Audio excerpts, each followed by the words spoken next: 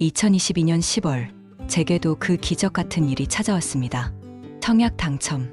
경기도 신도시에 들어서는 공공분양 아파트. 분양가 4억 5천만 원. 그 당시 저는 38살 미혼 여성으로 수도권 중소기업에서 사무직으로 일하며 연봉 3,800만 원 정도를 받고 있었습니다. 청약은 사실 큰 기대 없이 넣은 것이었어요.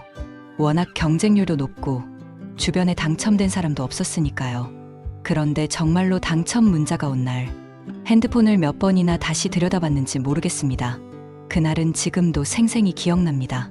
점심시간 사무실 책상에 앉아 조용히 도시락을 먹고 있었어요. 그때 카카오톡 알림이 울렸고 LH에서 도착한 문자를 열어봤습니다. 하늘지구 A단지 당첨을 축하드립니다. 눈을 의심했죠. 그리고 심장이 뛰기 시작했습니다. 저도 이제 진짜 내 집이 생기는 건가? 드디어 내 인생도 반등하는 건가? 그날 이후 제 모든 생각과 계획은 이 집을 기준으로 짜이기 시작했습니다. 퇴근하자마자 부모님께 전화를 드렸고 어머니는 야, 정말 잘 됐다. 이 기회 놓치면 평생 못 산다며 진심으로 기뻐하셨어요. 아버지는 조용히 대출 잘 알아보고 무리하지 말아라고 하셨고요. 그 말이 귓가에 남아있었지만 그땐 그저 기뻤습니다. 계약금은 전체 분양가의 10%인 4,500만 원. 당시 전세로 살고 있던 원룸 보증금 1억 중 일부를 빼서 충당하면 가능했습니다. 그리고 중도금은 60%, 약 2억 7천만 원이었는데 당시 공공분양은 중도금 대출이 거의 자동 승인된다고 들었기 때문에 큰 걱정을 하지 않았습니다. 잔금 30%는 2년이나 3년 뒤 내는 것이니 그때까지 준비하면 되겠지 싶었어요. 엑셀로 자금 계획표를 만들고 연봉, 대출 이자율, 생활비, 부모님 지원 가능성까지 시뮬레이션을 해봤습니다. 물론 빠듯했지만 될 수 있다는 믿음이 강했습니다. 사실 제 나이에 혼자 힘으로 집을 마련한다는 게 쉬운 일은 아니잖아요. 결혼도 생각이 없었고 앞으로도 제 힘으로 살아가야 한다는 마음이 컸기에 이 집 한 채가 제 미래의 전부가 될 거라는 생각까지 들었어요. 주변 친구들도 축하해줬고 부러움과 응원의 시선을 받으며 저는 조금씩 어깨가 올라가기도 했습니다. 계약서를 쓰러 가는 날 저는 깨끗하게 다림질한 셔츠를 입고 아파트 모델하우스에 갔습니다.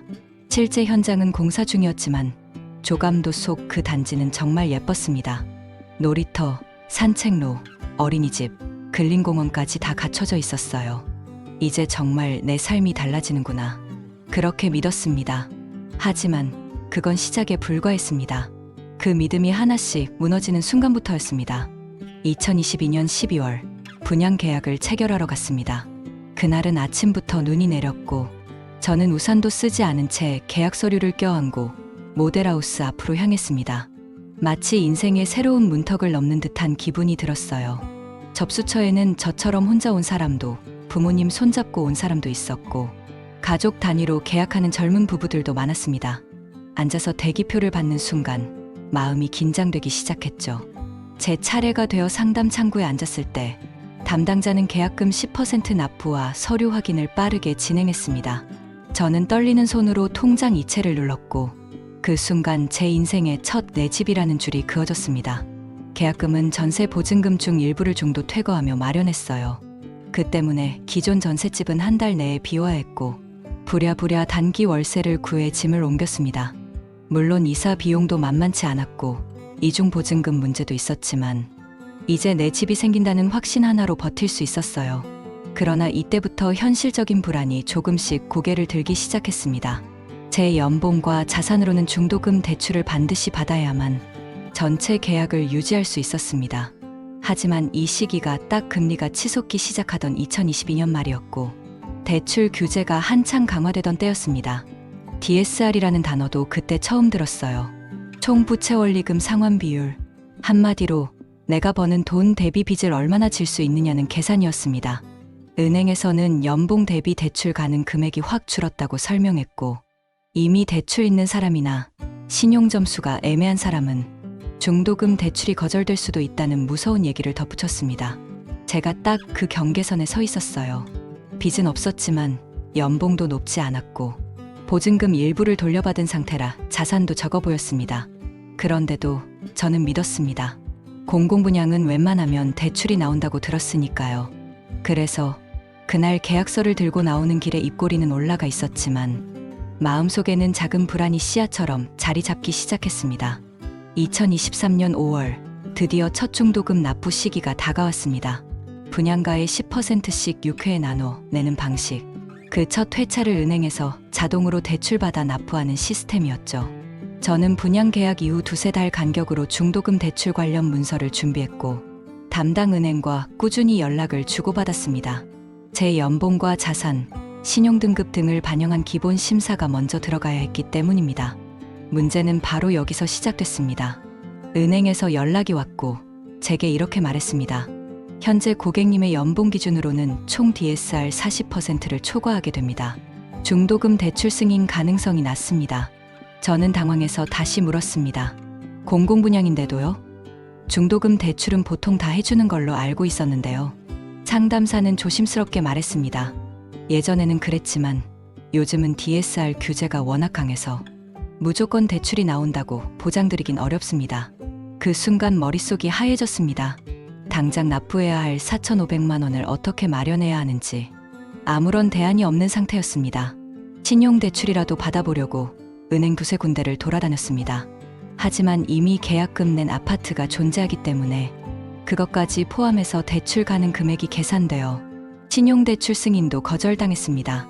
그날 은행 앞에서 주저앉을 뻔했습니다. 전화기 붙잡고 여기저기 통화하며 혹시 돈 좀 빌려줄 수 있냐고 묻는 제 자신이 너무 초라하게 느껴졌어요.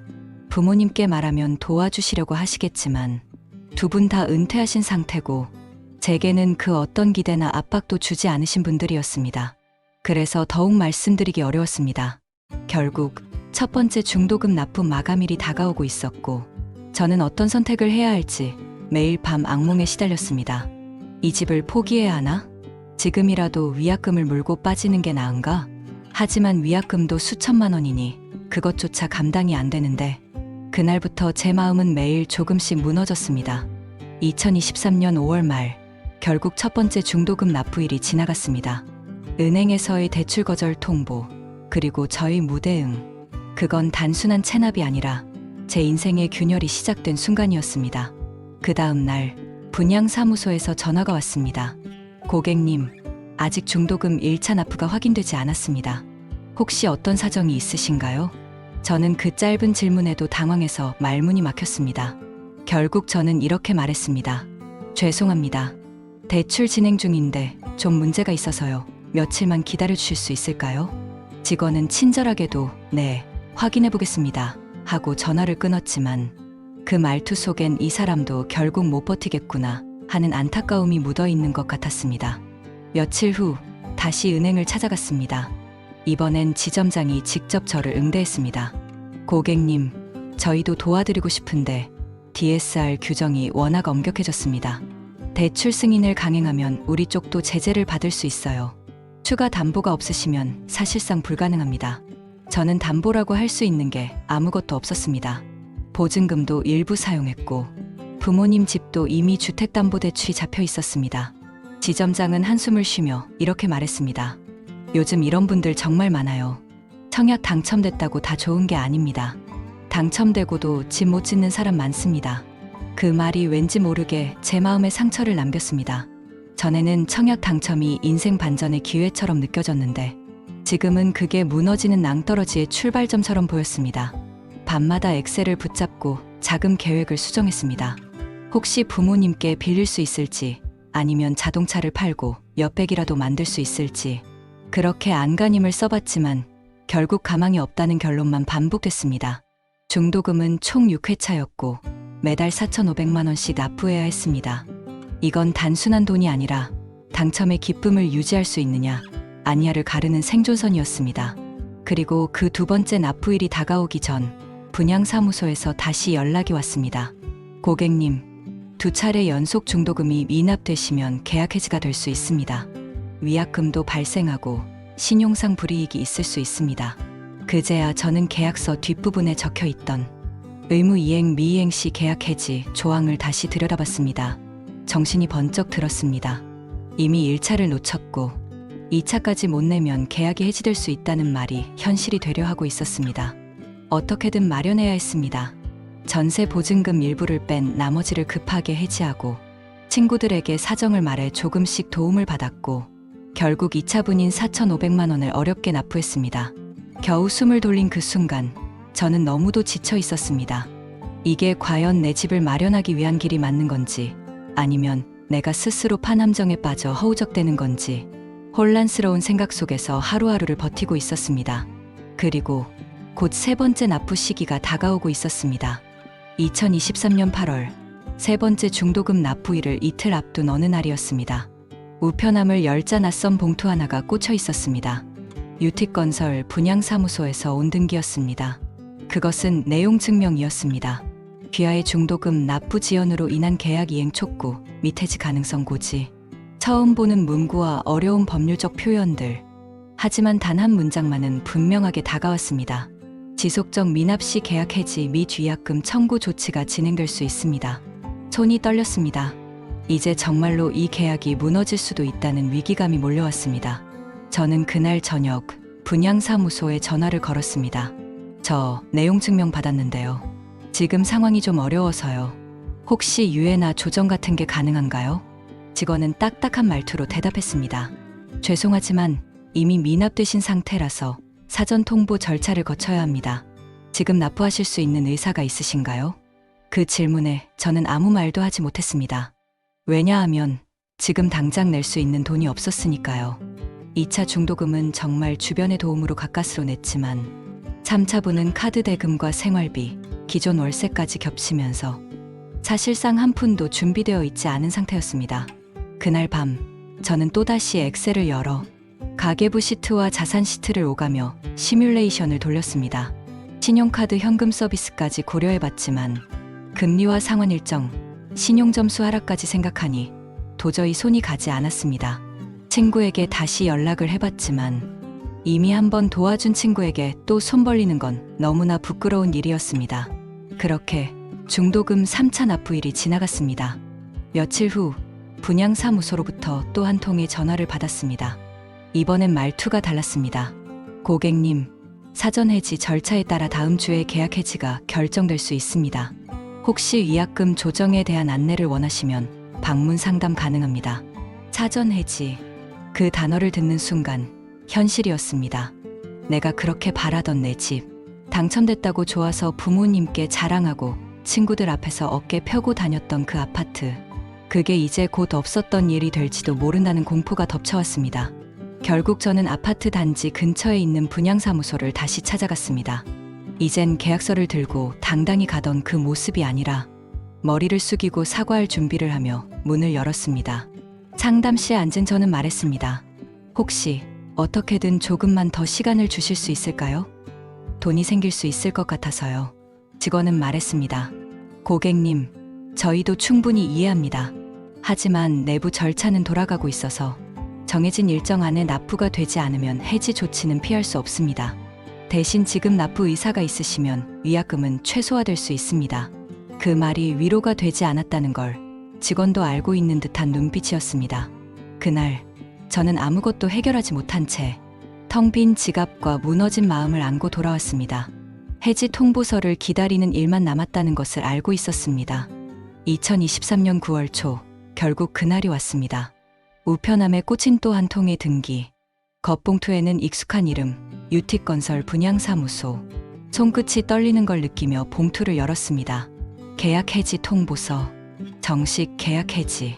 그 말은 더 이상 이 집이 제 집이 아니라는 것을 의미했습니다.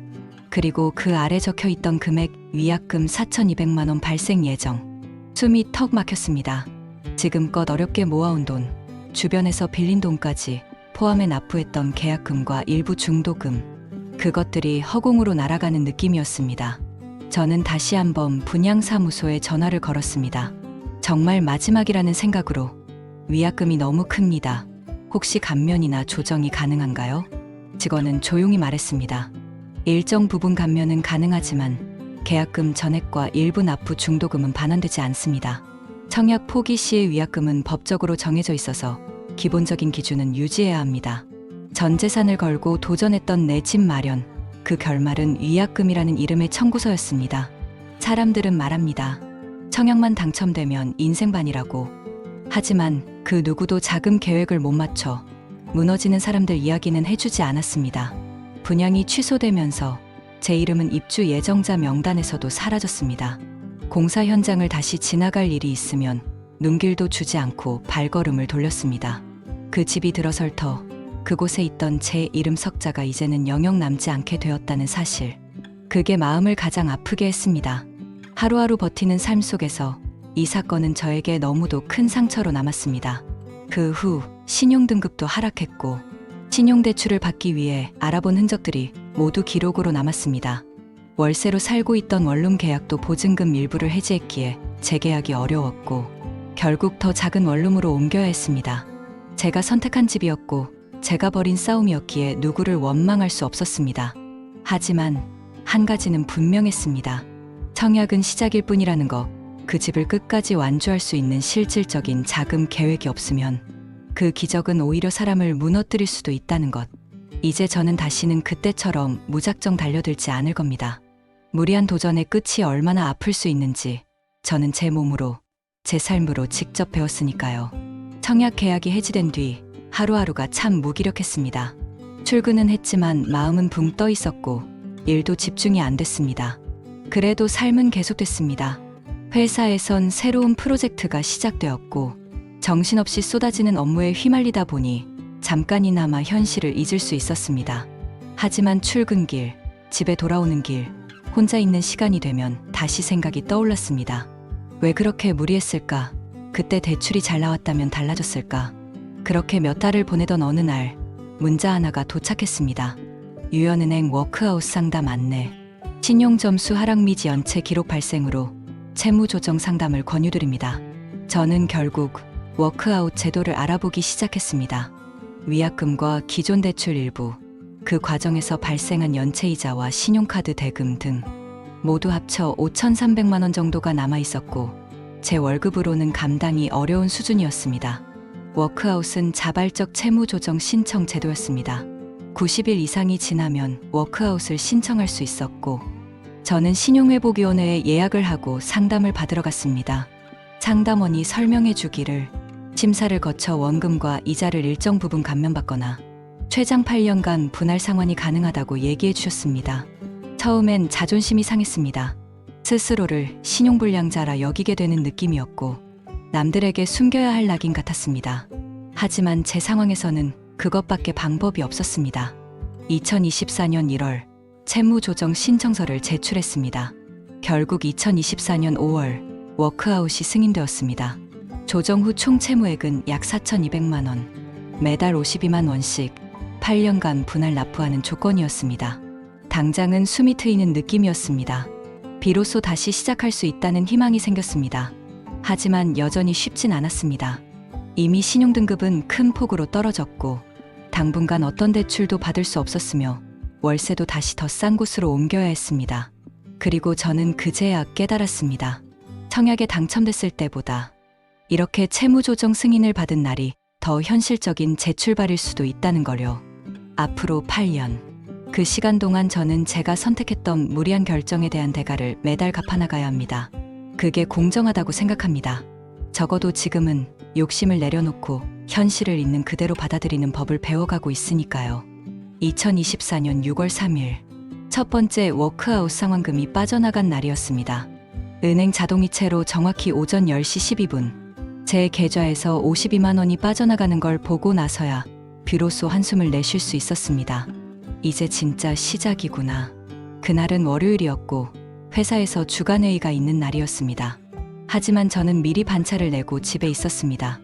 월급날 다음 영업일, 자동이체 날짜를 정확히 설정해 두었던 터라 실수 없이 나간 걸 확인하고 싶었거든요. 52만 원. 큰 금액은 아니지만 앞으로 95회가 더 남아있다는 생각에 마음이 조금 무거워졌습니다. 같은 날 오후, 저는 중고거래 앱에서 사두기만 하고 안 쓰던 가전제품 몇 가지를 올렸습니다. 전기 그릴, 블렌더, 안 쓰는 가습기까지. 단돈 몇만 원이라도 다시 모아야겠다는 마음이었습니다. 돈을 벌기 위한 일상이 아니라 돈을 갚기 위한 일상이 시작된 겁니다. 회사에선 아무도 모릅니다. 제가 청약에 당첨됐었고 그게 해지됐고 지금은 워크아웃으로 채무를 갚고 있다는 거려. 어느 날 회식 자리에서 동료가 말했습니다. 요즘 청약 당첨되기만 하면 진짜 로또야. 너도 알아보는 중이야? 그 말에 저는 어색하게 웃으며 고개를 끄덕였습니다. 하지만 속으로는 생각했습니다. 청약, 무서워. 그날 집에 와서 다시 청약 포털을 들어가 봤습니다. 그리고 지난번 당첨됐던 단지 이름을 검색해 봤습니다. 거긴 벌써 입주가 시작된 상태였고 입주민 카페가 생겨 있었으며 단지 전경을 찍은 사진이 잔뜩 올라와 있었습니다. 어느 분은 뷰가 좋다며, 어느 분은 벽지 컬러가 마음에 안 든다고 하며, 어느 분은 입주 선물로 받은 소형가전 인증까지 올려두셨더군요. 그걸 보면서 저는 알 수 없는 마음이 들었습니다. 부러움이었을까요? 아니면 후회였을까요? 확실한 건 그곳은 이제 저와 아무런 상관이 없는 공간이라는 사실이었습니다. 2024년 6월 3일, 52만 원. 제 인생의 재출발은 그렇게 조용히 시작되었습니다. 2024년 8월 12일, 세 번째 워크아웃 상환이 끝났습니다. 계좌이체는 이제 자동으로 익숙해졌고 남은 횟수는 93회. 표로 보면 한 칸씩 줄어들고 있지만 제 마음속에 남아있는 무게는 아직도 크기만 했습니다. 최근엔 생활비를 아끼기 위해 주말마다 재래시장을 다닙니다. 예전엔 대형마트에서 장을 봤지만 지금은 100원, 500원도 계산기 두드리며 따져야 하니까요.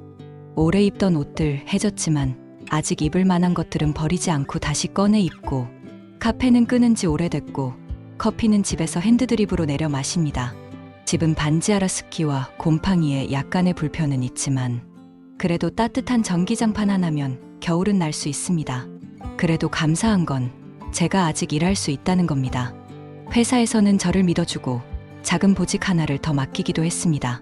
언젠가 팀장님이 조용히 물으셨습니다. 요즘 무슨 일 있는 건 아니지? 얼굴이 좀 지쳐 보여서. 저는 괜찮다고 했지만 사실 제 삶은 늘 안간힘이었습니다. 그런 와중에도 문득문득 드는 생각이 있었습니다. 혹시 그때 대출이 됐다면 지금쯤 어떻게 됐을까? 지금쯤 입주해서 그 집에서 살고 있었을까요? 아니면 더 큰 빚에 허덕이고 있었을까요? 사실은 그 집에 입주한 사람 중에도 저와 비슷한 상황에 놓였던 분들이 있었다고 들었습니다. 중도금이 막히고 계약을 해지하거나 부모님이 대신 상환해준 분들, 전세로 돌린 사람들도 있었고요. 결국 그 집은 제게 맞지 않았던 집이었을지도 모릅니다. 청약은 맞춤이 아닌 경쟁이었고 그 경쟁에 운 좋게 당첨된 것뿐이었습니다. 하지만 감당할 수 없는 무게는 아무리 좋은 기회라도 독이 될 수 있다는 걸 저는 배웠습니다. 지금은 천천히 가고 있습니다. 무리하지 않고 한 달에 52만 원씩 조용히 갚으며 조금씩 삶을 다시 정리하고 있습니다. 청약도 내 집 마련도 언젠가 다시 생각할 날이 올지 모르겠습니다. 하지만 지금은 그냥 살아내는 것 자체가 제게는 목표입니다. 2024년 10월 27일, 벌써 워크아웃 상환 5번째 납부까지 마쳤습니다. 이제는 매달 이체되는 날짜를 깜빡할 정도로 그 일이 평범한 일상이 되어가고 있습니다. 요즘은 아침에 일어나면 침대 옆 메모지에 오늘 해야 할 일을 씁니다. 소비 내역을 정리하고 일정을 다시 한번 확인하며 하루를 조금 더 치열하게 살아내기 위한 준비죠. 하루하루를 계획하며 사는 게 예전엔 피곤하다고만 생각했는데 이제는 그래야만 제가 무너지지 않겠더라고요. 주말엔 한 달 식비 계획을 세웁니다.